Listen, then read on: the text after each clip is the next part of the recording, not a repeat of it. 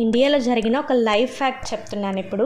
North ఇండియాలో సుమిత్ర సింగ్ అనే ఒక అమ్మాయి ఉంది. రీసెంట్ గా పెళ్ళయింది. ఆ అమ్మాయి ఒకరోజు చనిపోయింది. అందరూ చెక్ చేశారు, పల్స్ అండ్ హార్ట్ బీట్ రెండూ లేవు. కొన్ని గంటల తర్వాత దహనం చేస్తుంటే ఆమె సడన్ గా లేచింది. ఫస్ట్ అందరూ చాలా భయపడ్డారు. ఆ తర్వాత వాళ్ళ అమ్మాయి బ్రతికి ఉందని చాలా హ్యాపీగా ఫీల్ అయ్యి రెస్ట్ తీసుకోమన్నారు. నెక్స్ట్ డే నుండి ఆమె ఒక బ్రాహ్మణి అమ్మాయి లాగా బ్రతకడం స్టార్ట్ చేసింది. తన ఫ్యామిలీని గుర్తుపట్టేది కూడా కాదు. డౌట్ వచ్చి అడిగితే ఆమె సుమిత్ర కాదు, శివ అని చెప్పిందంట. శివ ఎవరు అంటే వాళ్ళ ఊరికి 100 కిలోమీటర్ల దూరంలో ఉన్న ఒక బ్రాహ్మణి కుటుంబానికి చెందిన ఒక అమ్మాయి పేరు. పోలీసులు వచ్చి ఎంక్వైరీ చేస్తే శివకి తెలిసిన 21 మంది ఫోటోలను చూపించి అడిగితే వాళ్ళ పేర్లు, అడ్రస్ చెప్పిందంట.